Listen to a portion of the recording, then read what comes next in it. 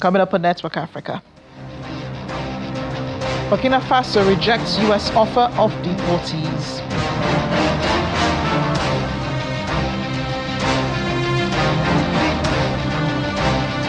With Cameroon's presidential election less than 72 hours away, opposition candidates ramp up support.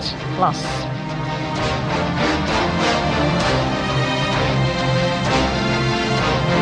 Moroccans back on the streets demanding sweeping reforms in jobs, housing, healthcare and education.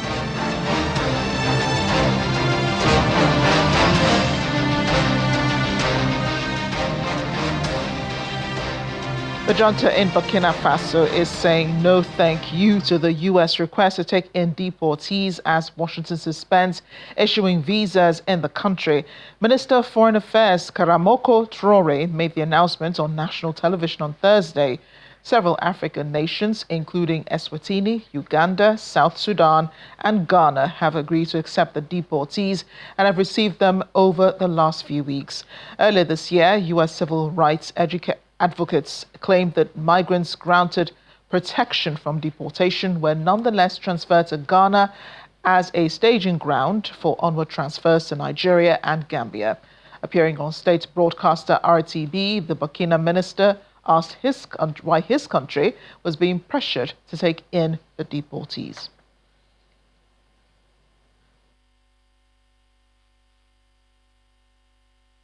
We're counting less than 72 hours now to the presidential election in Cameroon, and candidates have been intensifying their campaign, hoping this time to replace President Paul Biya. Opposition candidate Issa Chiroma Bakary held a huge rally in the city of Marua, where he expressed confidence at pulling an upset for Biya in the election. His supporters say they're desperate for change in the country, long plagued by political stagnation. The Central African country of nearly 30 million people continues to struggle with deep-rooted corruption and a deadly secessionist conflict in its western regions. Sunday's election comes as President Biya hopes to pull through with his 8th bid to remain as president. Although hope may be rising for change in Cameroon, the country's youth does not appear to be on board. There are some who still believe the results are already decided in favor of the 92-year-old President Paul Biya. And that view is shared by millions of young Cameroonians whose median age is just 18. Paul Biya became president in 1982 in Cameroon after the resignation of his predecessor, Amadou Ahidjo, and has ruled ever since, winning 7 consecutive elections. Cameroon has had only 2 heads of state since its independence in 1960. Young people are demanding jobs. The World Bank says the unemployment rate in the country stands at 3.5%, but about 57% of working-age people between 18 and 35 earn a living in the informal sector. The country is also facing several security crises in the West. Long-running separatist conflict is being waged mainly by English speakers who say they are marginalized by the French-speaking majority. In the north, Boko Haram militants from neighboring Nigeria continue to carry out sporadic attacks in border towns. Staying in Central Africa, the 6th round of peace talks between the Congolese government and the M23 rebels has been pushed until next week. The negotiations set to take place in Qatar aim to finalize a mechanism for a permanent ceasefire, even as fighting continues in South and North Kivu. Delegations will focus on how the ceasefire will be enforced on the ground, expected conduct from all sides, and who will guarantee the agreement. But there's tension over one key issue. That's the role of MONUSCO, the UN peacekeeping mission. The M23 has voiced strong distrust towards its involvement. Talks will also include discussion of a draft peace agreement prepared by Qatari mediators. International partners, including the US and ICRC, are closely involved, signaling strong global backing for the process. Coming further down to West Africa, health authorities in Senegal say 17 people have died in what is considered a major outbreak of rift Valley fever, the worst the country has seen in decades. Head of RIVF surveillance, Dr. Boli Diop, says 119 cases have been recorded since the outbreak was declared on September 21st, mostly in northern livestock-producing regions. Rift Valley fever is a mosquito-borne viral disease that primarily affects livestock such as cattle, goats, and sheep. Humans can become infected through mosquito bites or contact with infected animals, particularly during slaughter or birthing. While most cases are mild, severe infections can cause brain inflammation, eye damage, or hemorrhagic fever, which can be fatal. The World Health Organization warns that herders, farmers, and slaughterhouse workers are most at risk. Experts say climate change, with alternating heavy rains and hot weather, is creating ideal breeding conditions for mosquitoes, increasing the likelihood of outbreaks.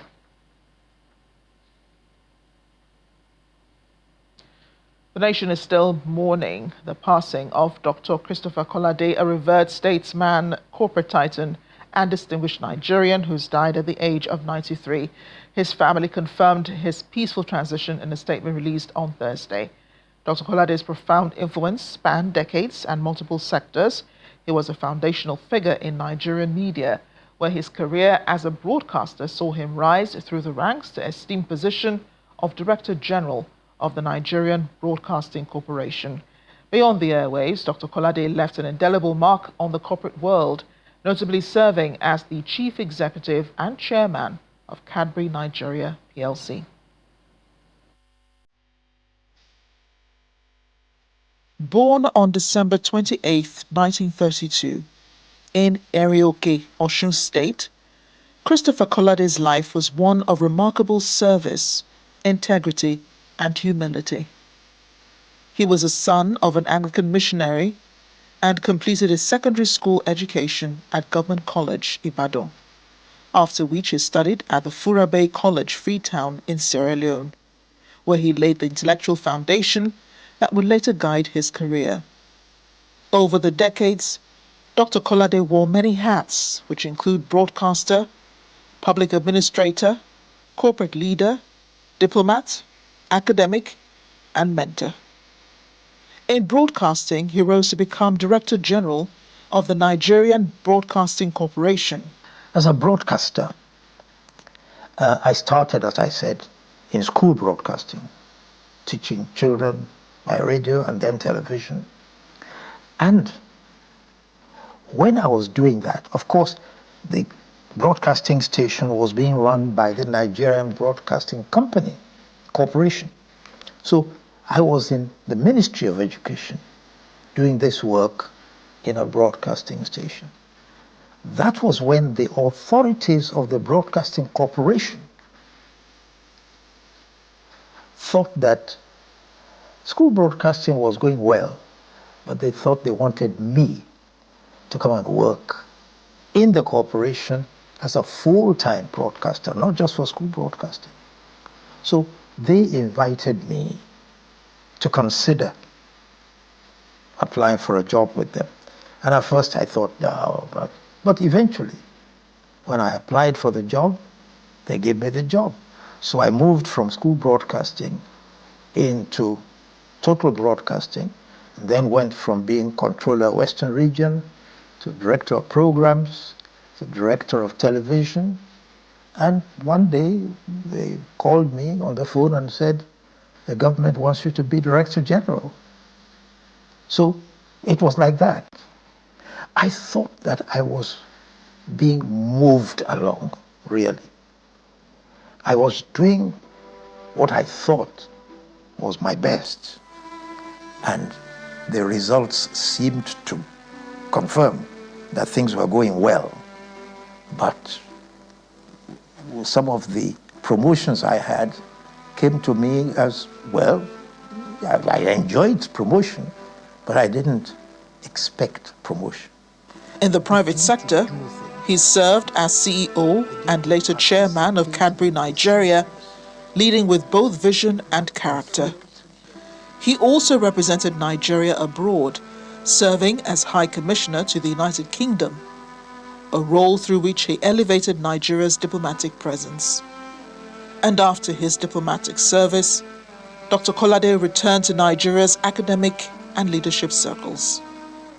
He taught at the Lagos Business School in area of corporate governance, leadership, and human resource management. He was widely respected not just for what he achieved, but for how he lived, with courtesy, decency, humility, and a deep sense of respect for people.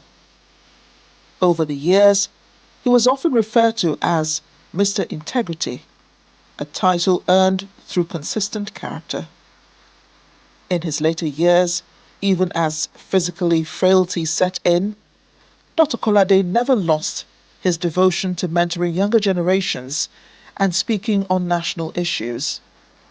His hope for Nigeria remained undimmed. As we mourn the passing of this national treasure, let us not only lament a great loss, but also celebrate a life well lived.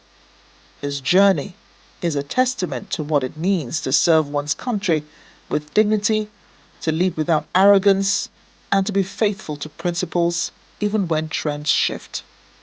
May his legacy inspire future leaders to place integrity above convenience, service above self, and character above acclaim. Today's discussion is not leadership in the abstract. It's not leadership only as a concept. It is leadership as it relates to our practice, our experience. So if you look at the principles that I have put in this paper, I've put 7 principles. But there's one basic principle that I want to remind all of us of. And that is that the leader himself is a member of the team.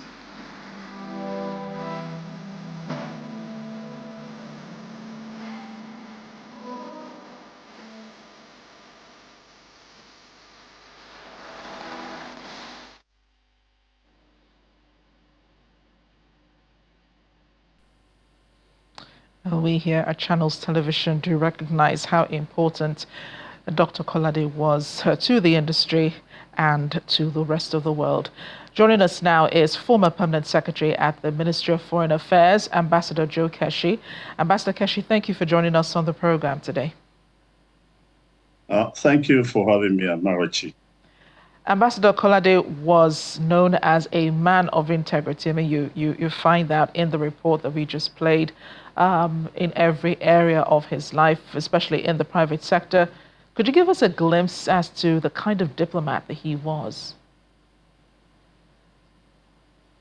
I think that,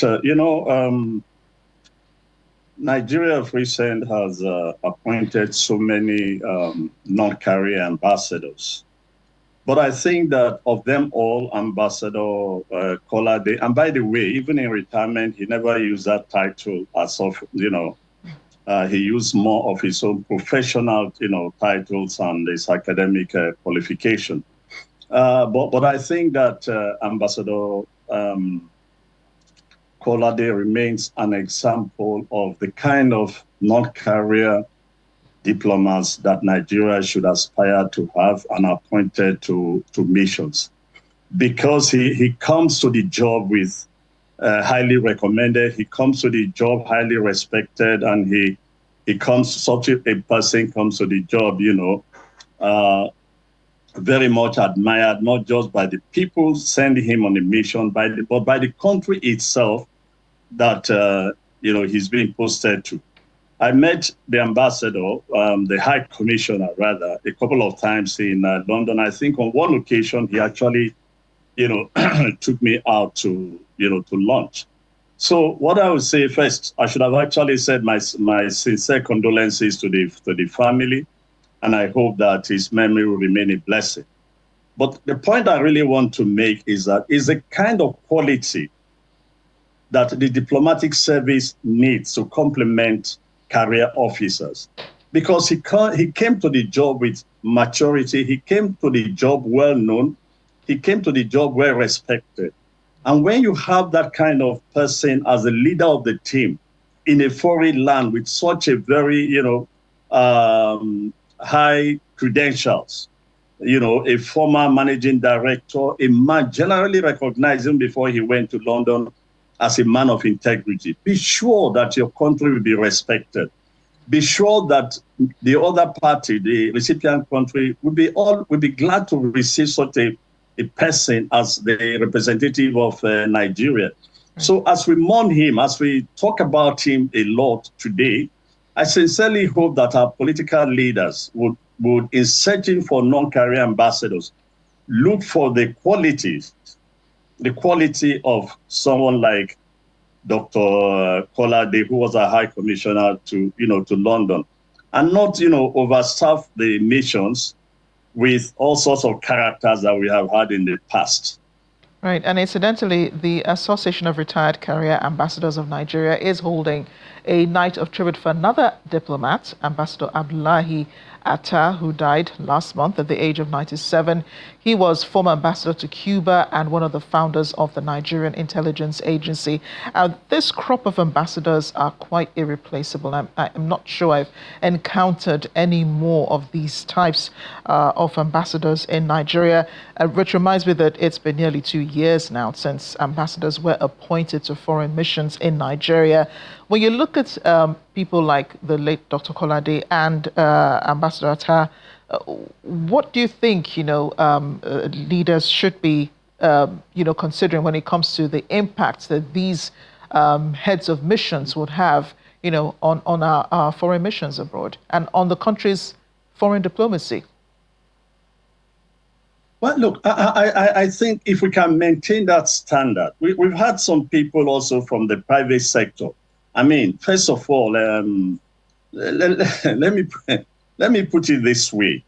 I think when you have such experienced gentlemen, coming into the foreign service, they add a lot to the quality of the people the Nigerian government or the Nigerian people is sending out. They also become an inspiration to the younger generation, to the officers serving with them, because the officers serving with them certainly, we learn a lot from them as well.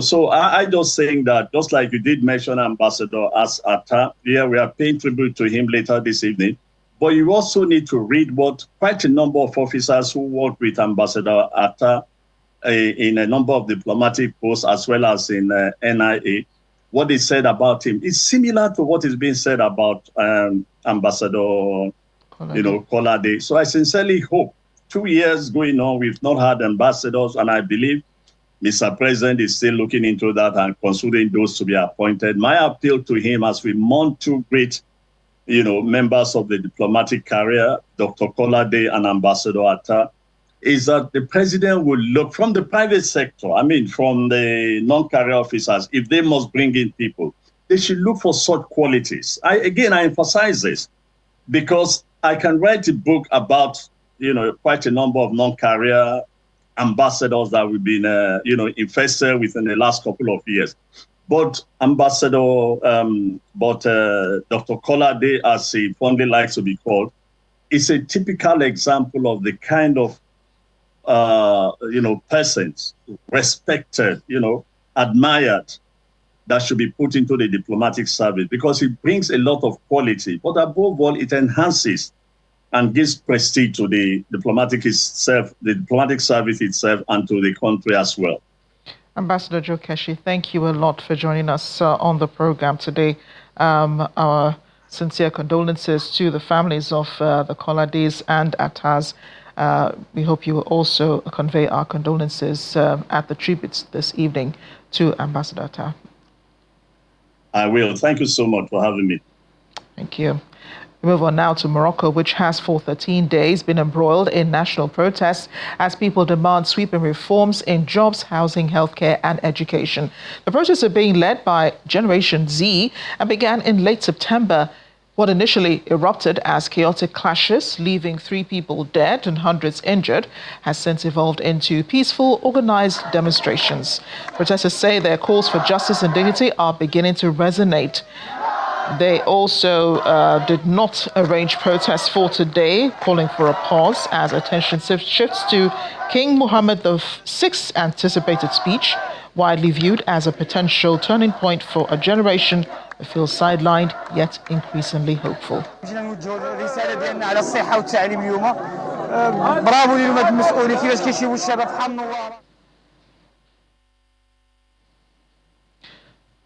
The Cross River State Governor Basio too has advocated the benefit of Nigerians in diaspora, describing them as agents of change, innovations, investments, social transformation, and calling for the establishment of state diaspora focal point offices and officers summit across the country. Well, he was making this statement through his deputy governor, who represented him at the event at the 4th State Diaspora Focal Point Officers Summit in Calabar. Honorable Peter O'Day stressed the vision of Cross River State Diaspora Commission as promoting and harnessing the capacity and resources of Cross Riverians in the diaspora for overall national development.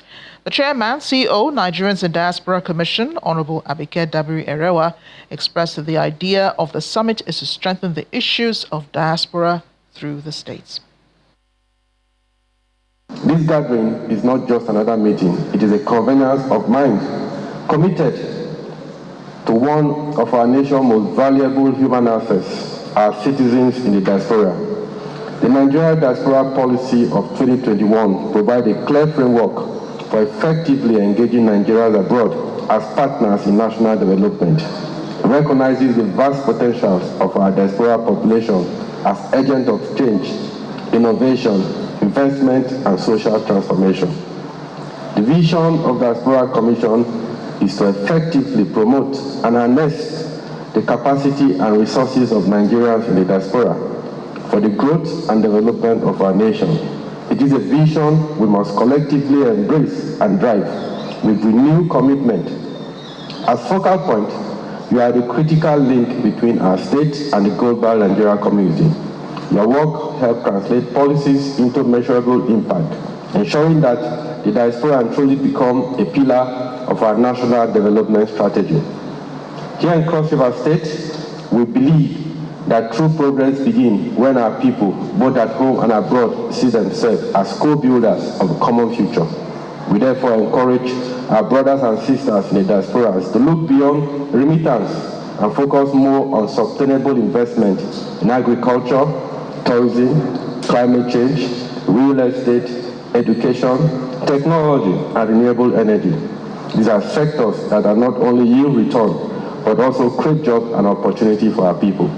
I urge all participants to freely exchange ideas, learn from one another, and formulate a practical strategy that will deepen collaboration between NITCOM, the State Commission, and our global citizens. Together we can build a Nigeria that our diasporans will always be proud to invest in and return to.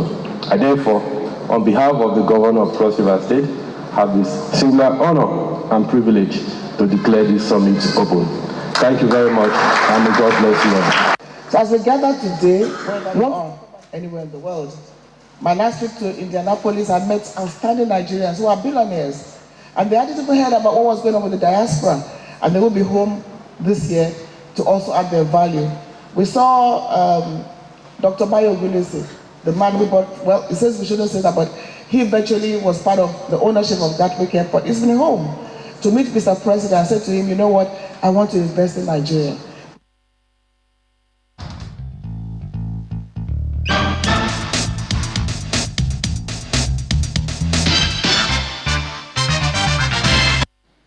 As the world becomes increasingly digital, the need to protect data, systems, and online infrastructure has never been more critical.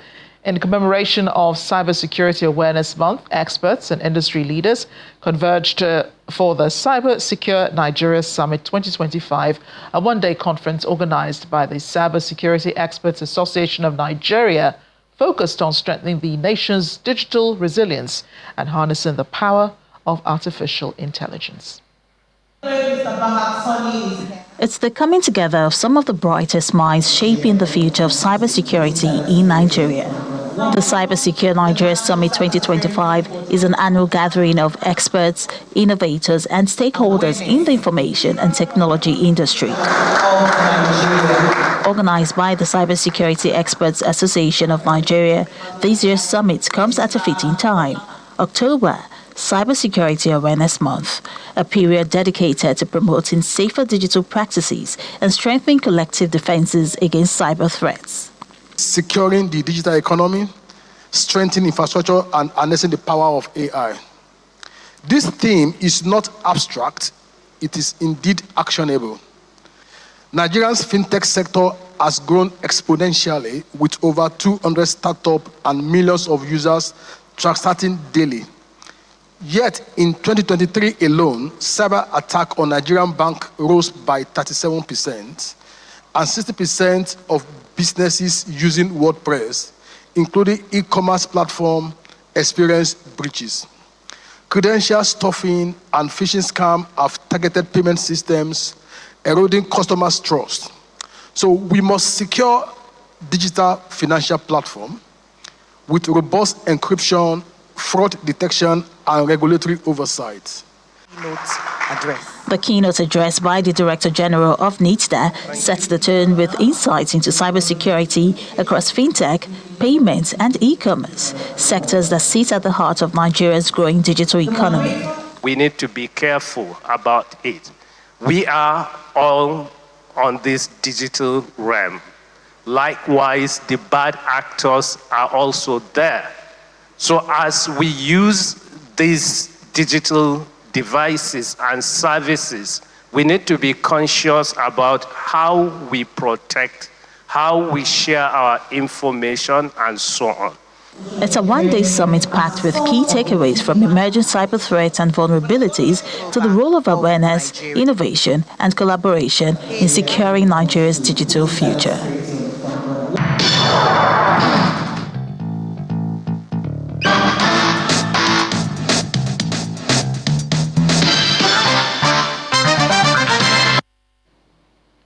Finally on the program, did you know that approximately 2,000 languages accounting for more than 25% of the world's living languages are spoken in Africa?